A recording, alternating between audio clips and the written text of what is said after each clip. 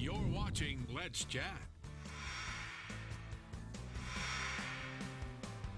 Name of the new book is What I'm About to Tell You Is the Truth, or Could Be, and it is by, or could be, My Accidental Career Plan. And this is by UTC's very own Mack McCarthy. And Mack McCarthy, I believe, is joining us now from his home long distance away in Greenville, North Carolina. Mack McCarthy, good morning. Good morning. Mack, you kind of have an advantage over us. You can't see what's going on here, but we can see what's going on there. Is that correct? I can't see what's going on there. That's correct. Oh, shucks. You got to hate it when that happens. I'm going to show this picture here. Let's see, it's on page 96 of the new book. And I got to tell you, this thing is, even if you're not a huge basketball fan, this is an amazingly entertaining read.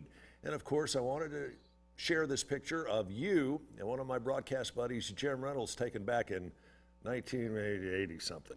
Long time ago. You had dark hair, and Jim had this, well, never mind. Anyway, it's an amazing picture. I've seen pictures like this all throughout the book and some great, great stories. What possessed you to write something like this? You know, everybody's said forever, when I tell these crazy tales that I've gotten to be a part of, you need to write this down. And, and I kind of just filed them away. And I really never meant to write a book, but I thought, hey, the pandemic's going on. I don't have a lot going on professionally. Right. Television is shut down, and we can't really leave the house much. And I said, I'm going to try this. And I actually got inspired. I have a young lady in the neighborhood who has written about 12 sports books. And I sat with her for a long interview, probably a year ago. And she published this book, which she had interviewed me for. And I said, I'd like to do this. And she talked about ghostwriting, writing it myself, and the whole process. And I said, I need to give this a try. And I just sat down and started writing. And I really went to college to be a sports writer, and kind of stumbled into the coaching part of things. I knew I was going to be, I knew I wanted to be involved with sports, but I didn't know in what way. And it turned out to be coaching, and that went pretty well. I believe you made a lot more money in the coaching arena than you would have in the sports writing arena. I don't know about that. I've seen your guys' lifestyles of the rich and famous. Yeah, right. On page 98, we talked about this picture of you and Jim Reynolds, and that's why I said you had the advantage. You couldn't see what was going on here. Unbeknownst to you, we have snuck Jim Reynolds in the side door, and he is joining us here now. The voice of the Mocks, who kept you company for thousands of miles and hundreds of games. So, Jim, you know Mack McCarthy. Mack, you know Jim Reynolds. It's the best fiction book I've seen this year, I'll say that. I thought the title covered it all, Jim. Especially with the lower font about my accidental career path. So I'm tickled to see the two of you reunited kind of face to face. You guys shared, what, hundreds of games together? Oh, yeah. Fair enough to say. Yeah.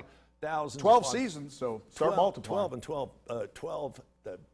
I did the figuring on it. It was 15, 20,000 miles, and that was before you really started going way off the beaten path. That was just driving to Schufert's and back. What's it like for you as a broadcaster? Because you weren't just a workmate of Max. You guys were friends. You became pretty tight.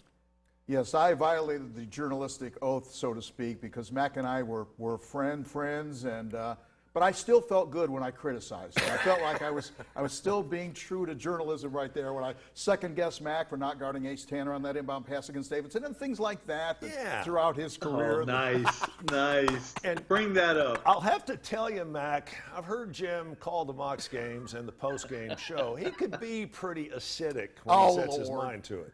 And he could be downright brutal, but, if he really wants to be.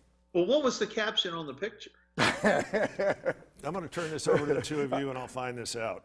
Mack and I would say this on our post-game radio. We had a bunch of fun. We had people actually listen to that. It was more than, X and O type stuff. Mack would zing me pretty good on occasion. Once in a while, I'd get back. But I think the relationship that we had, I think people understood that it was one of those acidic. I'm not sure about that, but we had fun going back and forth to each other. There's no question. And that was such a special time for Chattanooga basketball. And I looked at pictures in the book and saw, Bill Gleason and Gibson and Goddard and Tick Price and L.J. Kilby and Henry Dickerson, all that kind of stuff. It was really, and then we could go to all the players, but it was such a special time when you were winning. People were excited. You know, you were so much a part of the program and so tied to Chattanooga. And it was just a special time overall. It really was, and Chip, make sure Jim acknowledges he did grill me after every single game. Oh, without doubt. I had a few critics, but you know, he got the immediate, you know, swipe at me like minutes after the game while I'm still raw.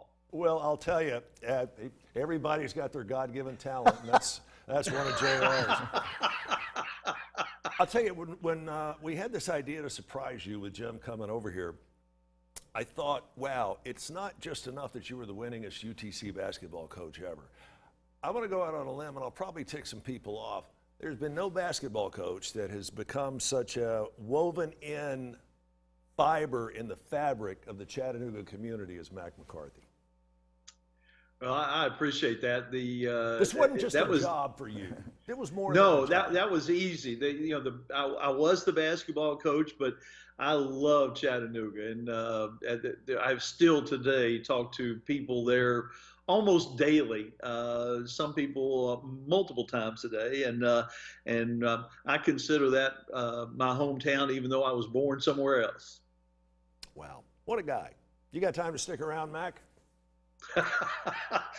I guess as long as you keep Jim away from the mic. Well, I don't know. Jim's going to stay with us. We got to take a quick break so we can afford to pay Jim his guest star salary. My normal fee. Yeah, his normal fee, and of course throw some barbecue your way too. We're back with more of Let's Chat with UTC's Mack McCarthy and WGOW's Jim Reynolds right after this.